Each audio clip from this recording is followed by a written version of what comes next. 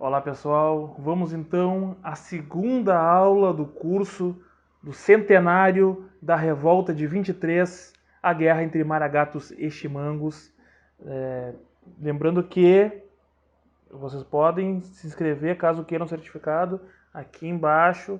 Podem também dizer nos comentários o que acharam, deixar as dúvidas de vocês.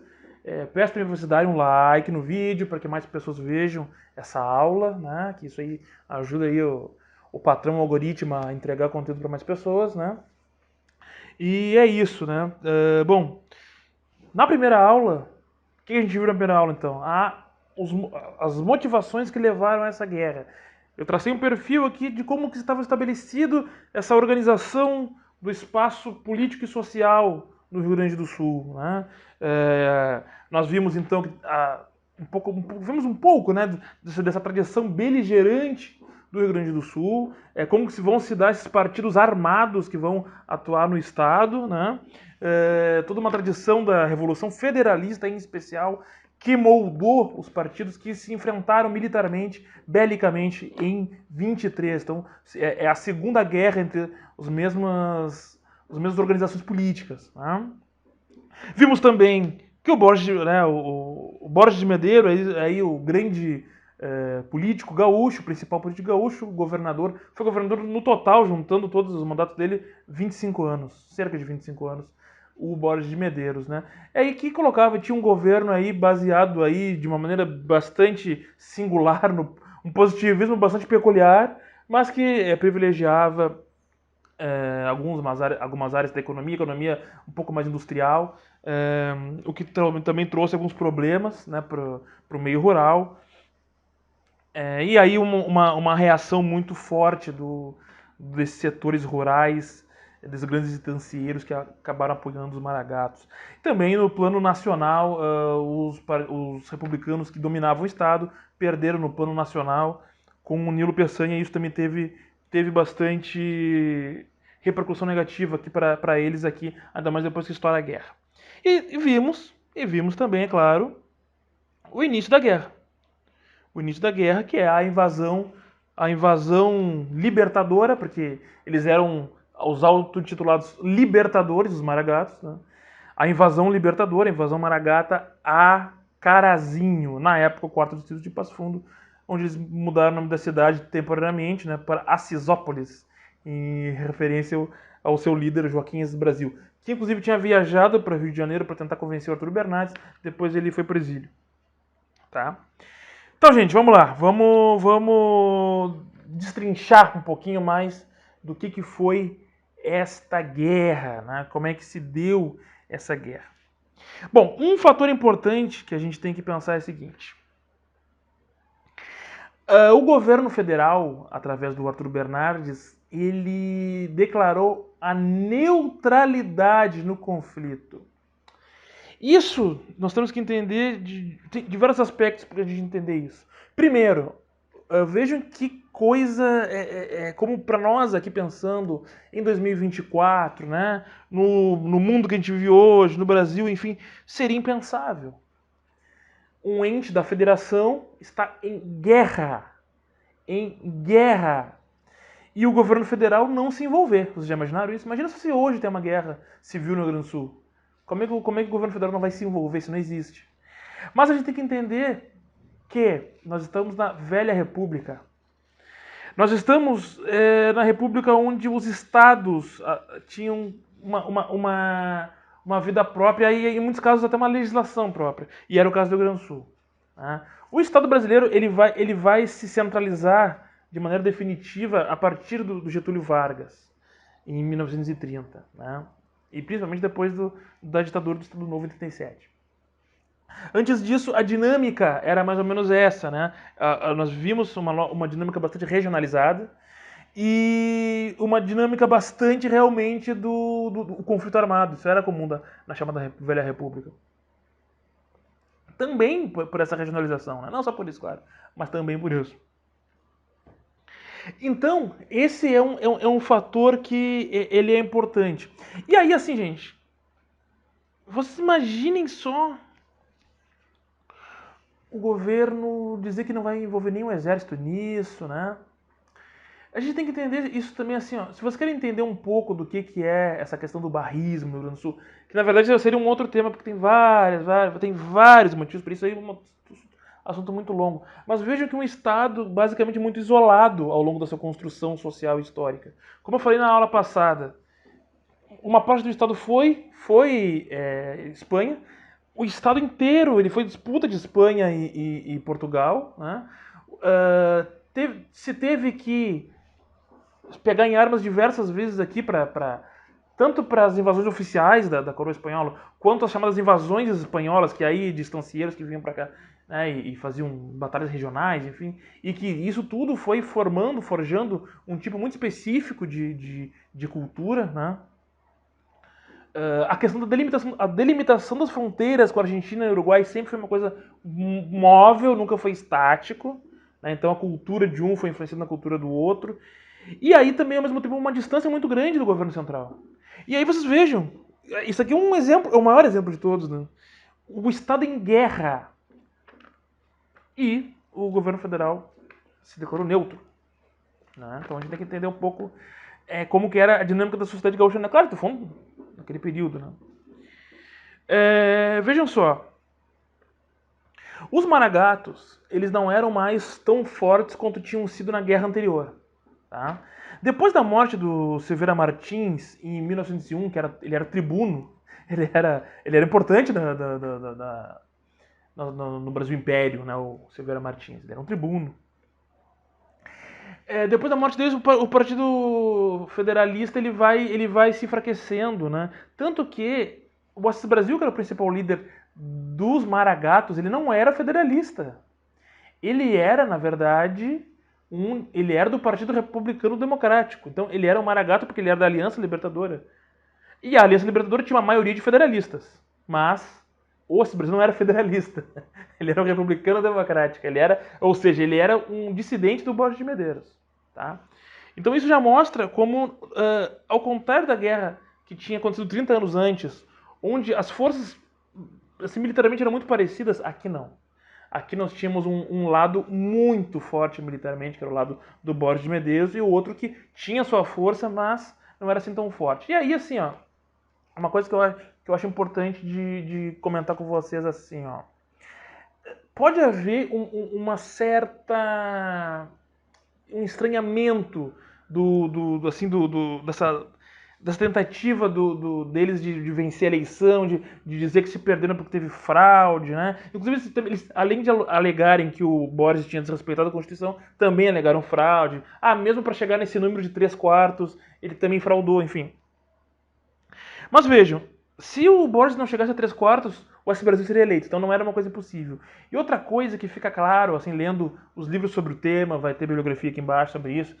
Tem bibliografia, tem um documentário muito bom feito ano passado também sobre esse evento histórico, muito bom, que até uma das produtoras é uma amiga minha, Luciana.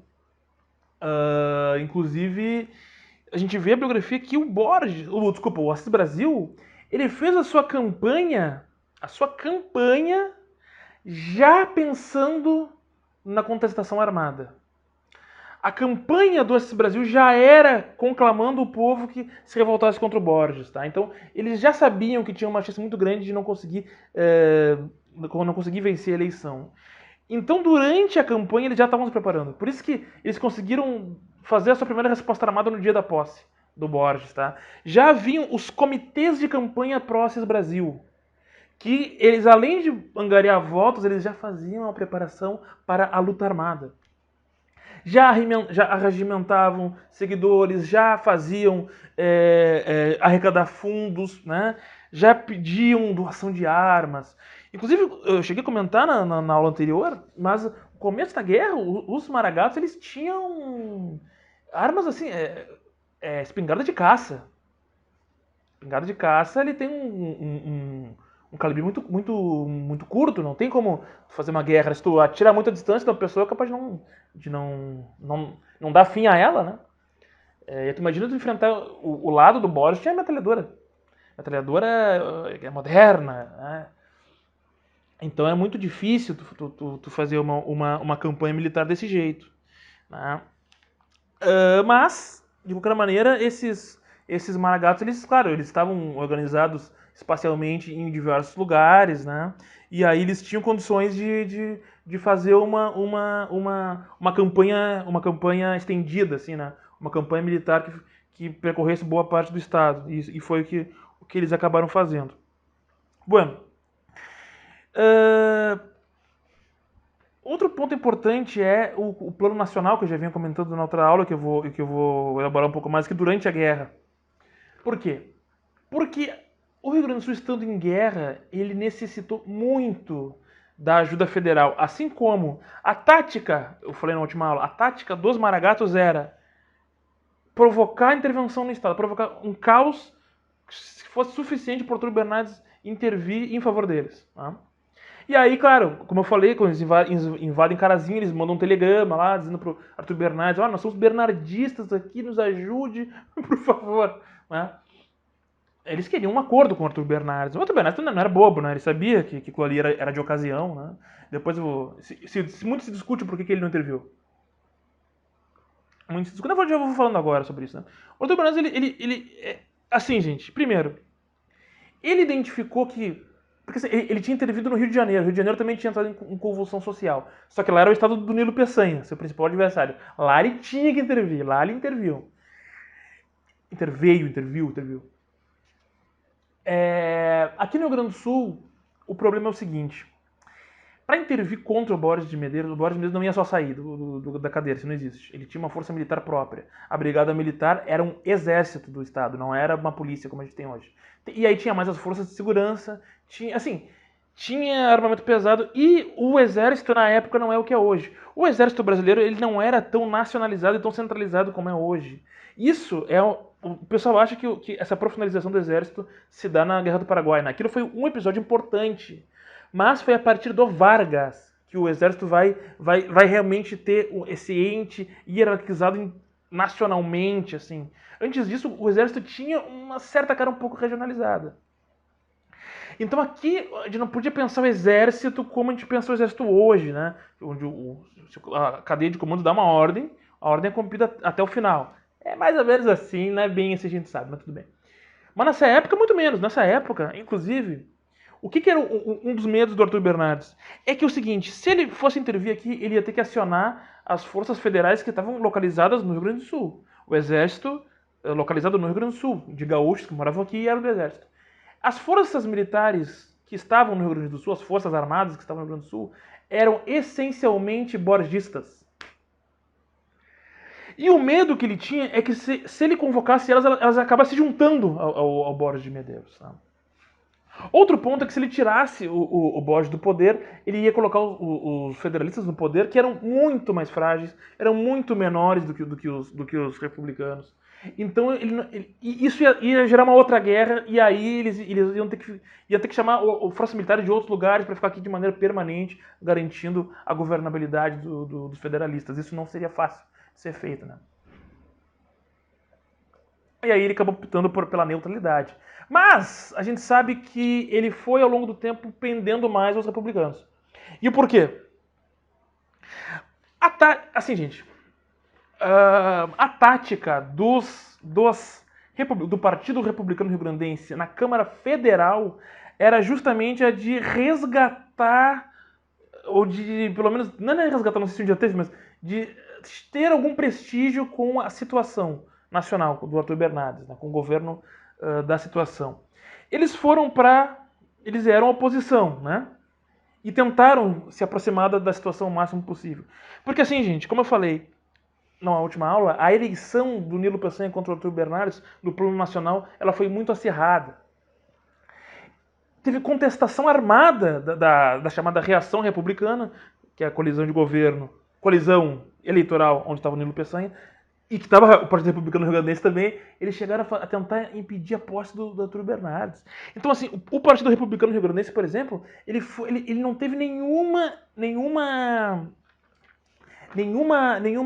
posição na mesa diretora, por exemplo. Foi excluído da mesa diretora, foi excluído das comissões e foi excluído até do espaço das minorias na Câmara. E aí é importante a gente ver aqui como que era a composição da bancada gaúcha naquela situação. A bancada gaúcha, ela tinha o Partido Republicano, tinha 16 cadeiras. 15 era do Partido Republicano Rio-Grandense. Só uma era da Aliança Libertadora, que era os Maragatos. Uma cadeira só. E é importante, gente, uma coisa importante. A oposição ao Borges de Medeiros aqui, a Aliança Libertadora, os Maragatos, enfim, eles não tinham quase nada em comum entre si. Os intelectuais de Porto Alegre, os proletários urbanos, os... entendeu? Lá na região da fronteira eles tinham lá uma coisa em comum entre os Maragatos lá. Mas não dá pra dizer que toda a oposição... Aliás, eles tinham quase nada em comum. Só o que tinha em comum era a figura do Assis Brasil, que era muito prestigiado, que tinha uma excelente habilidade política, conseguiu reunir essa oposição e formar a chamada Aliança Libertadora, por isso que um dos nomes da guerra é Revolução Libertadora. Né? Mas eles entre si tinham muito pouca coisa comum, tinham muito problema de articulação, a tal ponto que esse único deputado da Aliança Libertadora que estava na Câmara, ele não tinha apoiado a eleição do Assis Brasil. Ele não tinha apoiado. Ele era contra o Borges, mas ele não era a favor do Assis Brasil. Então, é muito difícil de articular alguma coisa nacionalmente assim. E o Partido Republicano Rio-Grandense era coeso, era um partido que tinha quadros partidários preparados, né, para fazer a negociação, para fazer a oratória. Tinha os jornais próprios. Não, os jornais próprios da Aliança Libertadora tinha também. Mas assim, então o que acontece? O papel deles na Câmara Federal do Partido Republicano Rio-Grandense foi de ocupar todos os espaços que podia ocupar para, primeiro, amenizar a culpa, entre aspas, do Borges no conflito, para mostrar que o Borges estava sendo vítima de uma tentativa de derrubada ilegal, né? E sempre mostrar os federalistas como bandoleiros. Inclusive, tem um álbum dos bandoleiros, é muito interessante mostrar quem são esses caras e tal, né? Então, mostrar que eles eram bandoleiros que estavam a serviço da antinacionalidade, né? E esse único deputado que era da oposição, ele também não era da situação lá. Né? E aí, assim, é interessante que... Mas ele foi importante porque ele levava muitos recados. Ele não foi inimigo do seu próprio partido em nenhum momento. Enfim. Vou tomar uma aguinha aqui, rapidinho. Tô com bastante calor aqui, gente. Começo de ano não tá fácil, ainda mais a crise climática prolongada que a gente tá vivendo. Bem, então assim... Ao longo do período, eles foram tentando sempre se aproximar do Arturo Bernardes para tentar com que ele garantisse a governabilidade do Borges lá e que ele não cedesse aos convites dos federalistas para intervir lá. Então eles queriam impedir que o Borges fosse alvo de uma intervenção federal. Se acontecesse essa intervenção, gente, seria complicado, viu?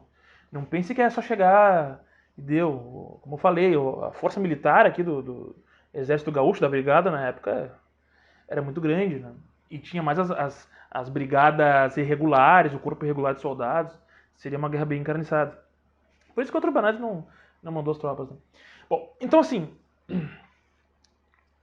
A tática dos republicanos, dos chimangos, depois eu vou falar por que chimangos, né? Eu estou usando um pouco essa palavra, né? Porque o correto é os republicanos. A tática dos republicanos era se legitimar no campo federal, e para isso precisaria de uma aproximação com o Arthur Bernardes, e aqui liquidar a guerra o mais rápido possível.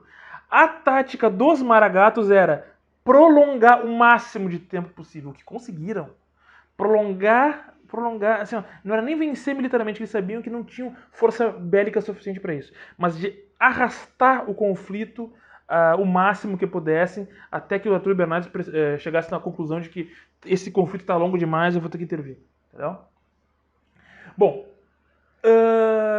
e aí tem alguns tópicos que a gente tem que tratar aqui. Primeiro, que eu já tinha começado na aula anterior, que é o seguinte, o tema da localidade. Olha só, os líderes maragatos, eles eram muito fortes em regiões específicas. Cada um deles tinha uma região como se fosse a sua. O principal comandante maragato era o Honório Lemos, que ele era da região de Alegrete. E ali naquela região, ele meio que dominava. Tá? Ele também era forte em outras regiões. Ele era muito forte no Quaraí, Santana do Livramento, São Gabriel, né? Ele formou lá o que se chama de Exército Libertador do Oeste, porque ficava no oeste do estado. Porque aí o Exército Farrapo, Farrapo não, é que eles se diziam farrapos, né? Eles eram os maragatos, cara. O Exército Maragato, ele... Aliás, essa questão dos farrapos é interessante. Os dois lados se diziam herdeiros dos farrapos, enfim. O Júlio de Castilhos, o primeiro líder dos republicanos, ele era neto de um general farrapo. E o Assis Brasil, que é Maragato, também era descendente, né? Não era neto. Enfim, então esses dois se diziam representantes. Né? Essa coisa da Revolução Farroupilha mudou muito a visão. No começo ela era meio que uma vergonha, depois da Guerra do Paraguai se tornou meio que um orgulho. Enfim, isso é uma discussão para uma outra hora. Eu posso falar a respeito em um outro momento, caso vocês queiram. Mas vejam. Então naquela região ali do Alegrete, Quaraí, né? O Honório Lemos ele tinha a maior força militar dos Maragatos. Cerca de 2, 3 mil homens, o que é bastante gente. Né? A gente está falando de 1923, a população brasileira é muito menor que hoje, né? E aqui do Rio Grande do Sul, inclusive. Vai ter mais lá no sul do estado o Zeca Neto. Que, assim como o Honório Lemos, eles eram remanescentes da guerra anterior. Da guerra da federalista de 93. Eles eram remanescentes. Isso mostra como a gente tem essa continuidade aqui. Né? Então o Zeca Neto era muito importante por lá. Né? Isso como exemplo, né? Isso como exemplo. Que são, ou seja, tu tem também o Estácio Azambuja, que era muito forte em Bagé. Qual a importância dessa questão da localidade? É que isso aqui nos traz algumas coisas. Eles geralmente faziam combates nessa região, saíam para outra região, depois voltavam. Porque aqui tu vai ter um tema importante para a gente entender isso aqui, gente, que é o tema do caudilismo. Existe também o conceito de caciquismo, tá? Que é um pouco diferente. Alguns usam para isso aqui. Eu não vou nem falar, só tô dizendo para vocês que existe esse conceito, né, do caciquismo, mas eu não vou tratar aqui.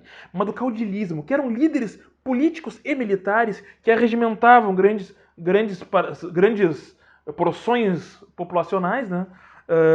A partir de um contato direto com a população, sem intermédios, ele sendo um grande líder, e fazendo esse trabalho militar e político. Né? Então eram lideranças próximas das comunidades, tinham um certo prestígio, tinham um certo carisma.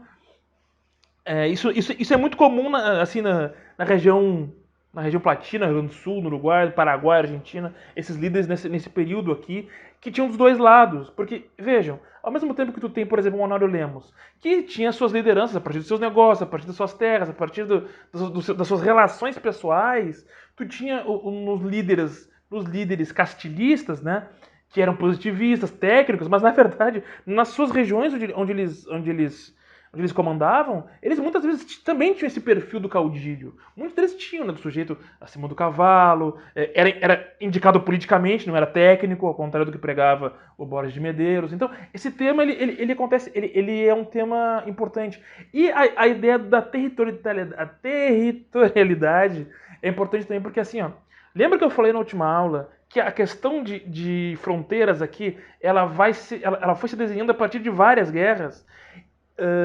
Brasil, na fronteira do Rio Grande do Sul, Brasil, né? Argentina, Uruguai. Pois ainda aqui tu tinha uma coisa um pouco móvel, porque muitos desses estancieiros, eles tinham negócio no Uruguai, na Argentina, então assim, eles inclusive traziam gente desses lugares, e aí essa questão do Uruguai e da Argentina tem uma importância muito interessante. Um dos livros que eu vou indicar aqui, gente, na bibliografia, tem um capítulo sobre isso, tá? Que tem essa questão do Uruguai, como a República do Uruguai ela tem uma importância muito grande. Já tinha tido nas guerras anteriores, mas nessa aqui em especial. Porque vejam, os maragatos eles tinham uma ligação histórica com o Uruguai. Os maragatos sempre tiveram. Muitos dos maragatos históricos dos conflitos anteriores, eles eram uruguaios. Gumercindo Saraiva, que talvez o principal líder militar da Revolução de 93, ele não era uruguaio, mas ele era de família uruguaia. Né? Entre outros, entre vários outros. E aqui nessa revolução aqui também. Então o que acontece, gente? Para vocês terem uma ideia, eles geralmente avançavam e recuavam no território entre Rio Grande do Sul e Uruguai. E para vocês terem uma ideia, gente, por exemplo, na Revolução Federalista aconteceram várias batalhas em solo uruguaio. Aqui nessa guerra da Justiça, isso aconteceu, mas residualmente. Isso aconteceu até na Revolução Farroupilha. Assim, muita gente não sabe, mas a última batalha da Revolução Farroupilha foi no Uruguai. Então, esse tema, ele é muito... Porque essa fronteira, ela vai se desenhando de maneira vagarosa. Essa fronteira, mesmo depois delimitada, ela não é fixa, ou seja, fixa, tô falando um pouco simbolicamente, assim, né? Porque os indivíduos, eles têm um fluxo ali naquele lugar. Inclusive, a ponto de, gente, se vocês forem ver hoje em dia, quem conhece aquela região ali, né? Seja por Rivera, seja, enfim, toda aquela região ali, sabe que ali se fala o que se chama de portunhol. Hoje em dia, porque é uma mistura dos dois idiomas e que hoje em dia já é até oficial. Tô falando assim, literalmente, é oficial naquela região ali, o portunhol, como um idioma aceito. Que é um idioma que, entre aspas, não existe, mas existe porque tá ali, né?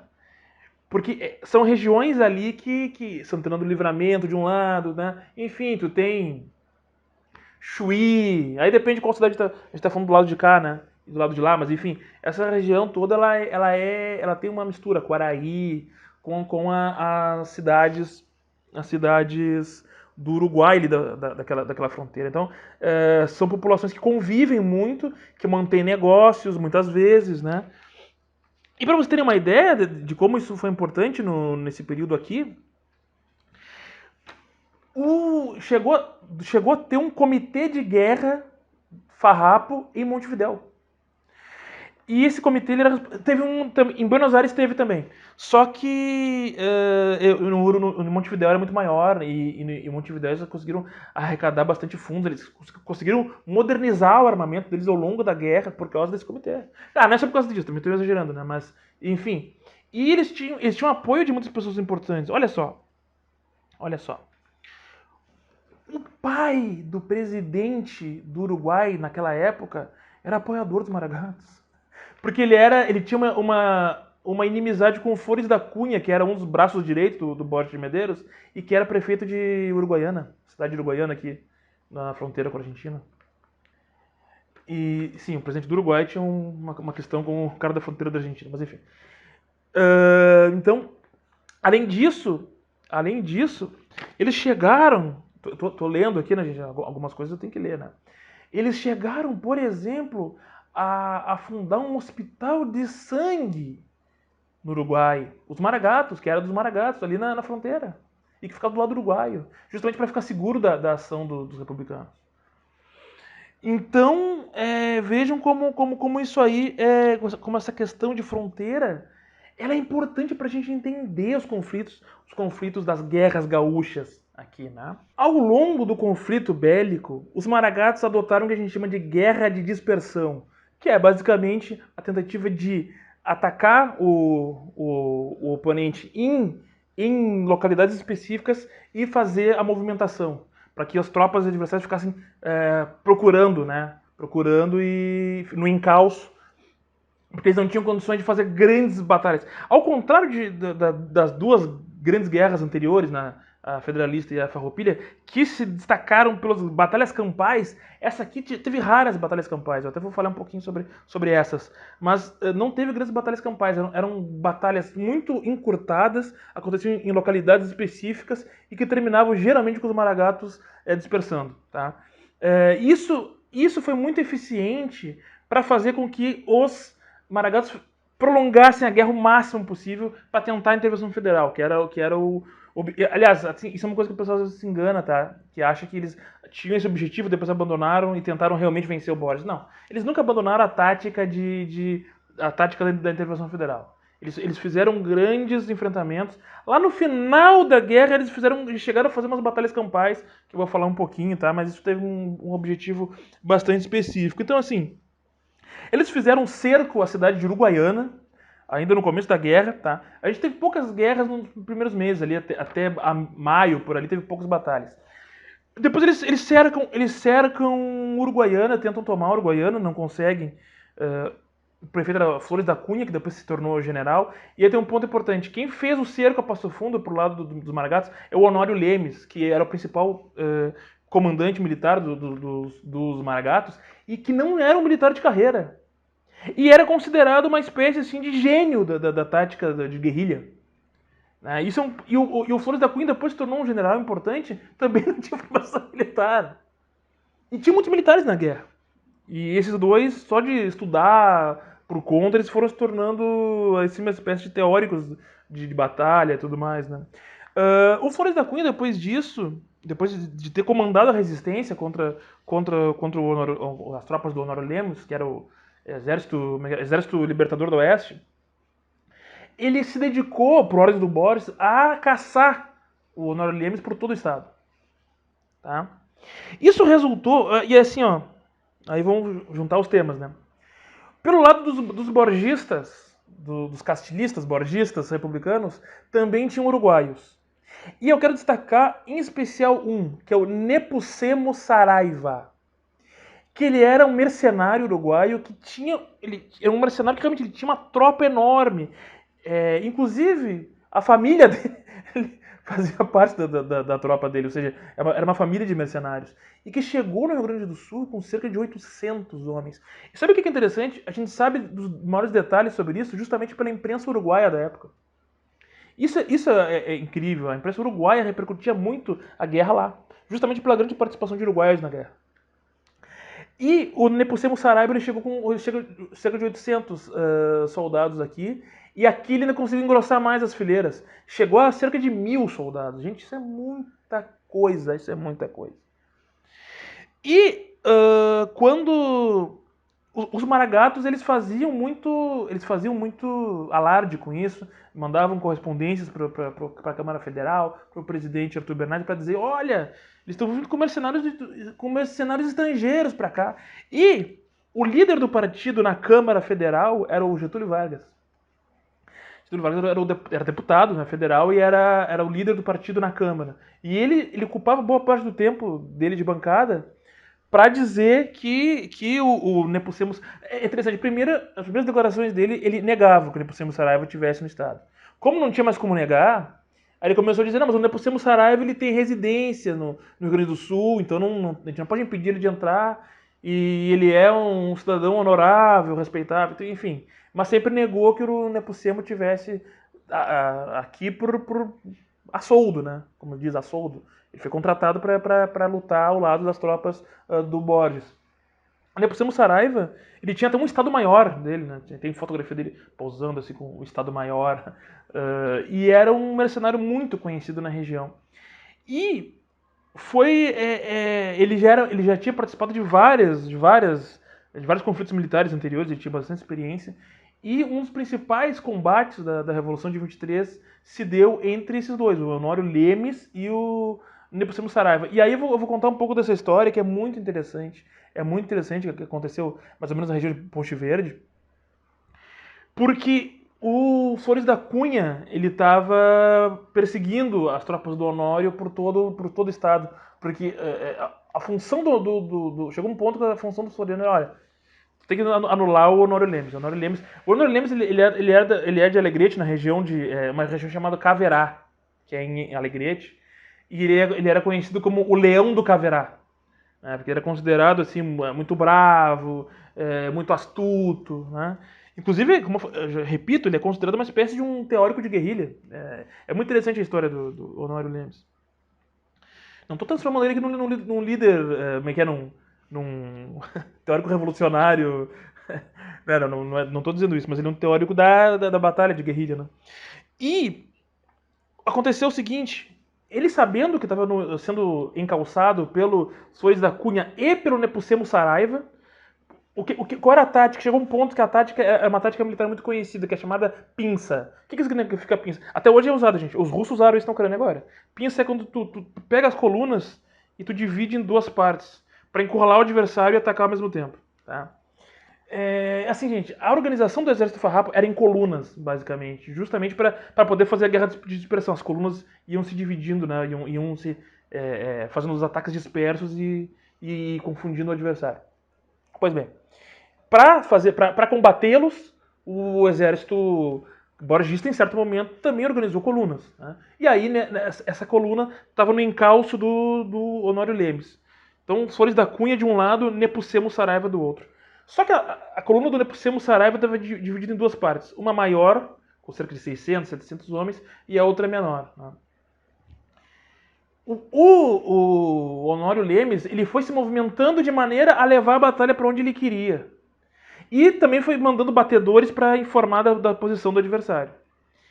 Até chegar um ponto que ele chegou num ponto onde ele arrastou a batalha a ponto de se distanciar da tropa dos Flores da Cunha, se aproximar das tropas do Nepomucemo Saraiva, e ele chegou num ponto onde ele calculou que, por causa de um rio, essas duas tropas do Nepomucemo Saraiva iam ficar distantes uma da outra. Quando chegou esse momento, ele atacou com tudo a tropa do Nepomucemo Saraiva e destruiu as tropas do Nepomucemo. Destruiu. E aí entra um tema que eu vou tratar com vocês depois, que é a da degola. As guerras gaúchas elas são marcadas pela prática odiosa da degola, onde o adversário era degolado com espada ou com facão, né? Por uma série de motivos. Primeiro, porque era um ódio geracional transmitido de pai para filho. Essas facções políticas eram rivais, as famílias eram rivais, então eles se odiavam muito. Então isso é um ponto importante na degola. Inclusive a Revolução Federalista de 93 também é conhecida como Guerra da Degola, porque tinham batalhas inteiras, assim, ó, todos os sobreviventes eram degolados, cerca de 300 pessoas degoladas numa batalha só. Barbárie.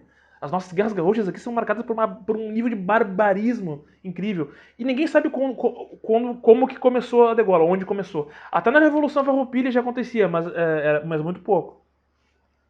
Na Federalista, aconteceu a rodo. O principal degolador profissional, era um negro uruguaio, Maragato, que era o Adão Latorre, que morreu na Guerra de 23, agora que a gente tema dessa aula aqui. Ele foi emboscado, morto e degolado. Então, desculpe rir disso, né? Mas enfim. E nessa batalha, e também por uma questão de economia de guerra, não tinha como manter os prisioneiros, então eles degolavam, né? Mas aí às vezes soou como uma desculpa. Né? Nessa batalha aqui, quando as tropas do Nepomucemo Saraiva superam as tropas desculpa, são superadas. Quando o Honório Lemes e sua batalha e sua tropa, que é o Exército Libertador do Oeste, acrescido com a quarta Brigada Libertadora, estamos juntos nessa, vencem as tropas do Nepomucemo Saraiva, eles degolam quase todos os sobreviventes. Isso é um barbarismo. Mas isso não aconteceu muito nessa guerra aqui, tá? A degola não aconteceu muito nessa guerra aqui. Aconteceu nessa batalha, realmente, né? Mas não aconteceu de maneira muito...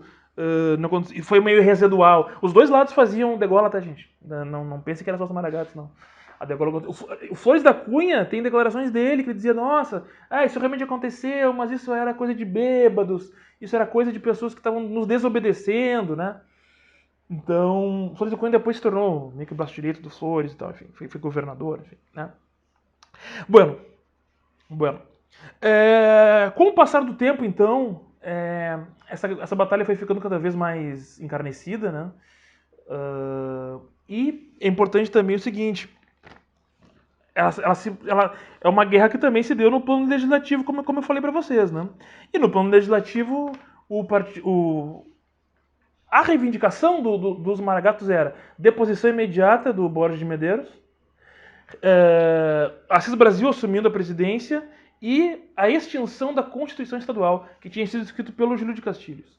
E os borgistas queriam, olha, prisão do... sim, e os Maragatos queriam também a anistia, né, do seu levante armado. E os borgistas queriam manutenção do Borges no poder e que fossem punidos os Maragatos, né? E queriam participar das comissões da Câmara, lá que eles tinham sido excluídos também. No fim das contas, se chegou num arranjo, numa espécie de um arranjo. Quando foi chegando no final da guerra, gente, esse é um ponto importante, aconteceram algumas das grandes guerras, na verdade, das grandes batalhas. Porque, para conseguir traçar os seus objetivos políticos, os Maragatos também aumentaram, dobraram a aposta, chegando lá em...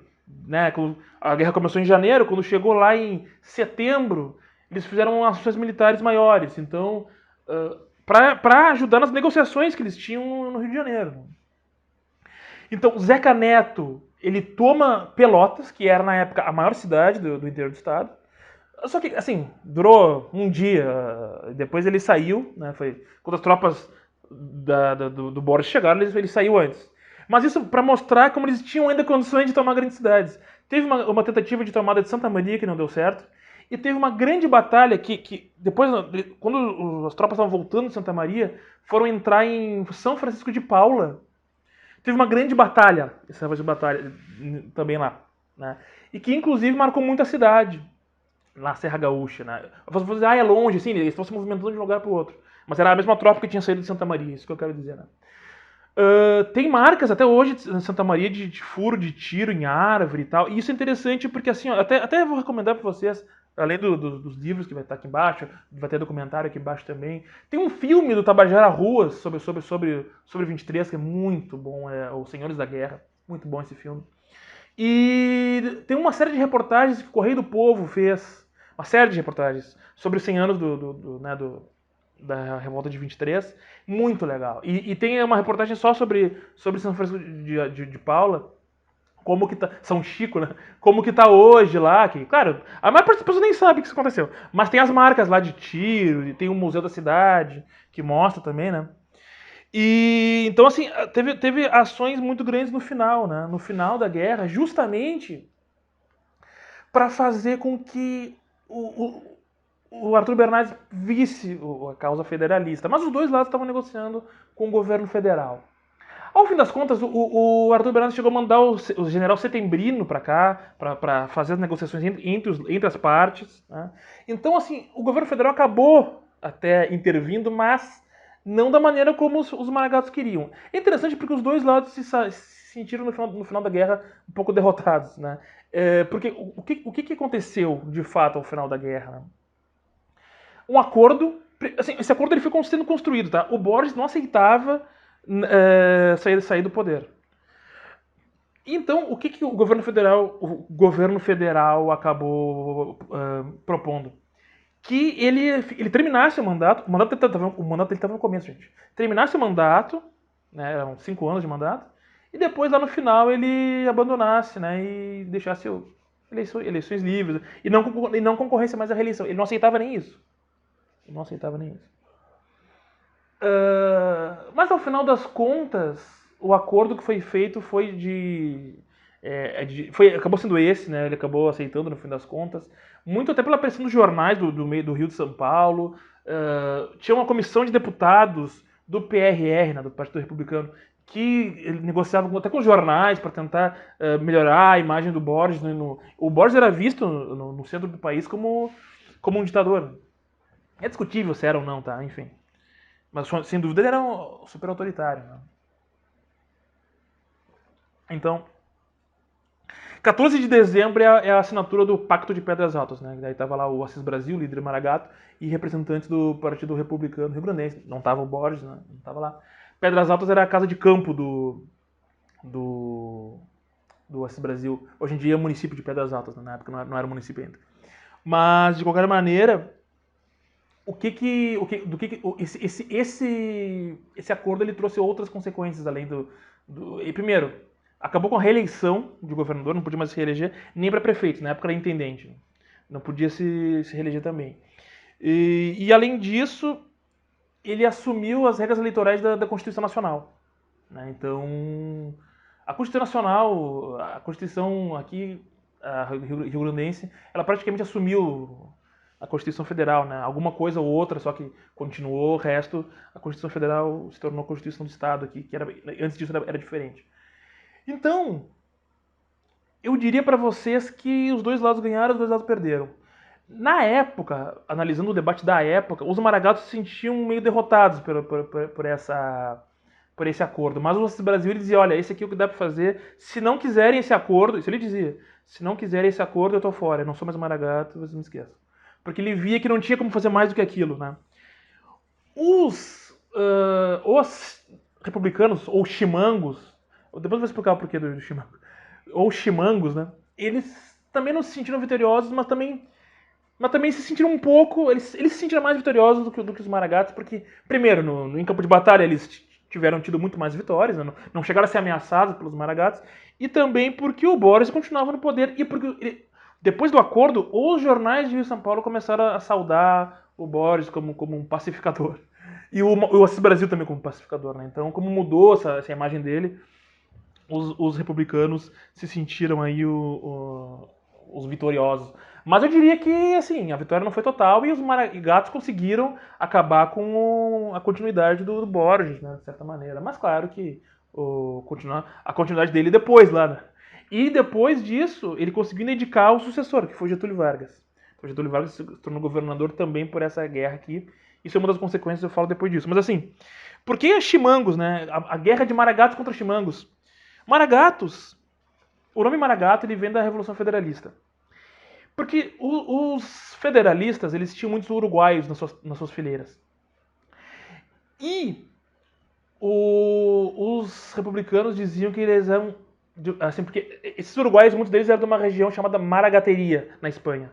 Então, eles eram originais dessa região, eram uruguaios que tinham ascendência espanhola da Maragateria. Então, os republicanos acusavam seus maragatos para dizer que eles são estrangeiros. Para dizer que eles são estrangeiros, tá? Só que o nome Maragato pegou, eles vestiam um lenço branco por causa do partido deles lá no Uruguai, enfim. Eles eram lenço vermelho, né? O Maragato é lenço vermelho, por causa do partido deles no Uruguai. E é mais ou menos a ideia do gaúcho, tá? Por que gaúcho? O gaúcho, gente, ele é um tropeiro do estado aqui, cuida gado, cria cavalo, vai de lenço em polpa de um lado pro outro, sem lenço nem documento, como diz aquela música famosa, né? Muitas vezes era um bandido, era um contrabandista, e era um sujeito de origem indígena, né? Isso é o gaúcho, que é uma construção latino-americana, na verdade. Todos os países da região, que não é só o Uruguai e Argentina, Paraguai, Peru, Chile, todos têm essa figura do cara montado num cavalo, com um lenço, chapéu, com uma indumentária originária também de indígenas, né? Isso é o gaúcho. Gaúcho em espanhol, né? Quando vai chegar a Revolução Farroupilha, eles vão ser acusados de gaúcho, né? Os farrapas, vocês são uns gaúchos. Ele quer dizer assim, vocês são uns chinelão, vocês são uns pobretão, vocês são uns farrapos, né? A roupa veste farrapa, enfim. Aí tem uma discussão também, porque farrapo não é a mesma coisa que farroupilha, tá?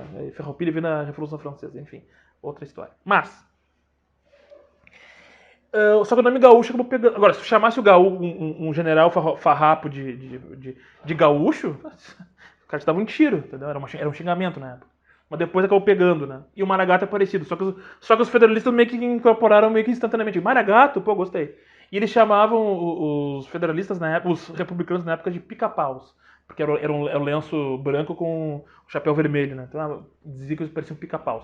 E depois, na Revolução de 23, aí o pica-pau virou chimango. Por quê? Por causa de um poema escrito pelo Ramiro Barcelos, que se chama um poema chamado Antônio Chimango. Só que ele escreveu sob pseudônimo, temendo represálias. O chimango é um pássaro aqui da região que ele rouba o ninho do outro pássaro. Então ele quer dizer que o ninho não foi. Quem criou o ninho não foi o próprio. No poema tem isso. Ele roubou um ninho que nem é teu. Ou seja, ele está querendo dizer que o Borges sentou na cadeira que era do Júlio de Castilhos e seguiu rapinando toda a população gaúcha. Porque o chimango é um pássaro que ele é um pássaro de rapina. Né? Então por isso que é o Maragato contra o chimango. Tá? Vejam só. Agora, então, a guerra está resolvida, né? O Getúlio Vargas chega no poder, ele é o próximo governador, só que ele convence os Maragatos a apoiarem ele. Ele não tem a posição beligerante com os Maragatos que o Borges tinha. Então vai se formar a Frente Única Gaúcha. O Borges é o concorrente único, vence a eleição. Depois os Maragatos apoiam ele ainda na Revolução de 30. E aqui que a gente entra, então, para encerrar essa aula, nas consequências dessa guerra de 23. Guerra Civil de 23, Revolta de 23, Revolução de 23, Revolução Libertadora. Porque assim, tu vai ter o Getúlio Vargas se consolidando no cenário regional. E depois ele vai para o plano nacional. Esse é o primeiro ponto. Outro ponto. Nesse mesmo período, a gente está falando da Velha República e tem uma série de conflitos militares acontecendo em diversas regiões, inclusive das baixas patentes do exército. Né? Vai se iniciar um movimento do tenentismo. As primeiras reivindicações de capitães e tenentes acontecem ainda no mesmo período que a Revolução de 23. Começa em 22, na verdade. Tá? Então, o próprio Luiz Carlos Prestes, ele tem um contato com essa guerra, porque ele é gaúcho também, não era gaúcho, o Prestes, ele teve contato com uma parte aqui da guerra, né? E, inclusive, ele chegou a conviver com Maragatos. Né? E quando vai iniciar, veja só, 23 o início e fim da guerra, né? De janeiro a dezembro de 23. Em 24 vai ter a Coluna Prestes. E aí tem um detalhe importante, por quê? Porque, assim, tem vários maragatos que entraram na Coluna Prestes. Porque se diziam perseguidos politicamente pelo Borges. Ah, a paz chegou, mas as patentes baixas do Maragatos estão perseguidas ainda pelo Borges e pela ditadura científica. Né? Então, isso vai acontecer. E aí tem um detalhe importante. Porque algumas táticas deles vão para a coluna Prestes, muitos não sabem disso. A degola acontece na coluna Prestes também. Porque isso também tem um expediente que eu quase esqueci de falar para vocês, mas que é importantíssimo para a gente entender esses conflitos militares no Rio Grande do Sul, que é a tradição militar, o expediente militar do que a gente chama de Guerra à Gaúcha. O que é a Guerra à Gaúcha? É uma espécie assim de uma doutrina militar, eu diria que é mais um expediente militar, que vem lá de trás, vem lá de trás. Os próprios indígenas já usavam um pouco isso, o que se consolidou como Guerra Gaúcha, depois as guerras gaúchas vão consolidar isso mais ainda. Que é basicamente uma mistura de guerra de dispersão, que eu já expliquei para vocês, com guerra de guerrilha, né? Tu faz a guerrilha, espera o adversário, monta o território de acordo com a tua necessidade. Tem um pouco dessa questão do caudilismo, dessa interação direta com a população, né? E tem a tática da guerra psicológica, a degola entra também dentro disso, tá? E isso, os próprios indígenas usavam isso para combater o inimigo europeu. Depois, as guerras gaúchas aqui, gente, elas basicamente eram guerras defensivas. Né? De tentar defender o território e partir para um contra-ataque. Né? Poucas vezes foram ofensivas, de fato. E esse expediente militar da Guerra à Gaúcha, que isso é algo que se construiu historicamente, né, na bibliografia. Tem a ver com essa inclusão desse sujeito no território, na sua localidade. Veja como tem a ver com vários temas que eu tratei ao longo dessa aula. Né? Agora, bom, isso é uma especificidade só daqui ou pode ser vista em outros lugares? Pode ser vista. Mas por que a gente fala que tem em outros lugares também? Por que a gente fala que aqui é a gaúcha? Porque tem a ver com as características desse solo aqui. Né? E para vocês terem uma ideia, gente, esse expediente militar da Guerra Gaúcha, ele é muito eficiente defensivamente, não tanto ofensivamente. Assim como a própria guerrilha, assim como guerra de atrito, que é um outro conceito, não vou tratar aqui. Né? Vejam que um dos motivos, não é o único, mas um dos motivos da Revolução Farroupilha ter durado 10 anos foi isso.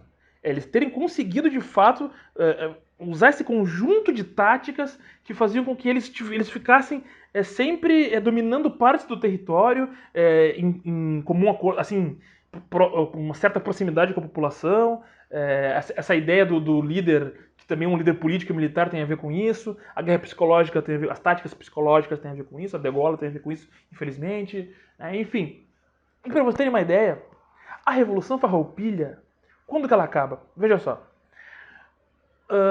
O governo federal, ele entra, assim, porque a gente sabe, enfim, a Revolução Farroupilha entra no período das guerras regenciais, enfim, não vou entrar nesse detalhe aqui. Mas em 43 é que o governo federal vem com tudo para cima dos farrapos, tá? Antes disso era uma guerra de gaúcho contra gaúcho, com mercenários, estrangeiros, tudo isso, né? Mas enfim, em 1843 é que eles entram com tudo. E por que eles conseguem, e mesmo assim os farrapos resistiram 2 anos ainda, por que eles conseguiram de fato pegar as colunas farrapas? Porque o Duque de Caxias colocou no comando do exército o coronel Chico Pedro, popular Moringue, e o Bento Manuel Ribeiro, general Bento Manuel Ribeiro, que é esse farrapa. Esses dois aqui conheciam como ninguém a Guerra Gaúcha. Eles sabiam como ir atrás das colunas. Entendeu? Eles tinham lutado com exércitos, com expedientes militares do Rio Grande do Sul na Guerra da Cisplatina, por exemplo. Então, esse conjunto de táticas que é da Guerra Gaúcha é visto nas guerras posteriores. E a Revolução de 23 é a última guerra onde esse expediente militar da Guerra Gaúcha é posto em prática. Dá para dizer que a Coluna Prestes segue um pouco essa tradição também. A Coluna Prestes usa algumas dessas táticas aqui, tá? Depois os levantes militares do Luiz Carlos Prestes, que a gente chama de Coluna Prestes, ou Coluna Miguel Costa Prestes, uma outra conversa. Mas vejam, inclusive, eu quero terminar dizendo que eu questiono um pouco essa coisa das guerras gaúchas, 3 guerras gaúchas. Não, teve várias. E aqui, de novo, essa coisa de manter o que é daqui sendo sempre uma... Que nós, historiadores gaúchos, ajudamos muito nisso, infelizmente.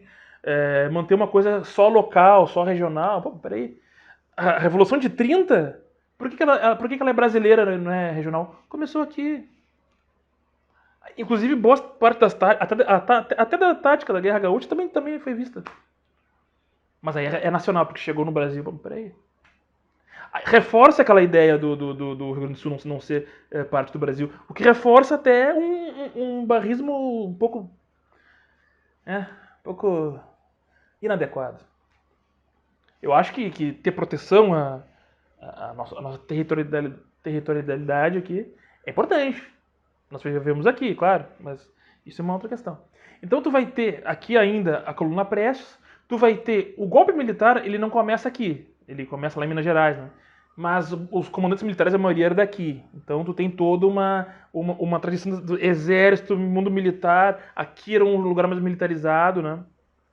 E não é à toa que o começo da luta armada contra a ditadura também é aqui. A primeira guerrilha que existe no Brasil, aqui no Rio Grande do Sul, é a guerrilha de 3 Passos, tá? Que aconteceu 1 ano depois do golpe militar, né? Depois a primeira, mas foi uma ação mais reduzida. A primeira ação de longa duração aí é na guerrilha de Caparaó, que são ex-militares brizolistas aqui. Então tu tem a campanha da legalidade de 61, tu tem de novo esse conflito muito prolongado aqui e que responde a uma tradição histórica que é bastante beligerante e que, claro, com o fortalecimento do ente federativo da União como sendo um fator que vai hegemonizar e organizar a vida política nacional, isso vai se alterando paulatinamente, né? E que começa justamente, dá para dizer que o Vargas, que foi governador aqui, logo ele que era um republicano, os republicanos eram bastante regionalistas, né? E logo ele começou a nacionalizar as questões políticas no Brasil, né? Mas, gente, aqui acho que a gente já tratamos bastante de todos esses temas, fizemos várias ligações aí, né? Então, Revolução de 23, última Guerra Gaúcha, eu questiono um pouco isso, mas, enfim, questão política, militar, social, isso vai interferir no Brasil como um todo, como eu falei, é das guerras gaúchas a que mais interferiu no Brasil, e a que é a menos falada, vai entender. Inclusive, essa expressão dos chimangos, o Rio Grande do Sul é Maragatos e chimangos, as pessoas nem sabem que é por causa dessa guerra aqui, em geral, né? Mas, enfim, eu quero agradecer muito vocês todos que viram essas aulas. Assinem aqui assinem não, né? Quem quiser certificado, se inscreve aqui embaixo. Durante todo o mês de fevereiro vai estar aberto o formulário. E se você chegar aqui em março, cara, me manda um e-mail. O e-mail tá aqui embaixo. Inclusive, quem quiser doar aqui um Pix pra gente aqui, pra ajudar a manter o trabalho. Eu mandei sozinho o trabalho. Aqui tá aqui embaixo, né? Tá aqui embaixo a chave, que é o e-mail de contato. Só mandar e-mail pra mim, também pode mandar e-mail. Pô, chegou em março aí, tá fechando o formulário, manda e-mail lá. Ô professor, pô, eu vi sua aula lá. E manda um certificado, vai me ajudar nas horas complementares, que vai ajudar no meu currículo. Gente, eu faço e mando o certificado. Eu quero ajudar. Tá? A Cinemateca Histórica é pra promover conhecimento e no que puder ajudar, né, na formação complementar das pessoas, é o que eu quero fazer. É o que eu quero fazer. É por isso que eu tenho a Cinemateca Histórica aqui, que vai seguir firme e forte na luta. Tá bom, gente? Eu agradeço demais a vocês que estiveram aqui. E a gente se fala numa próxima aí. Até mais.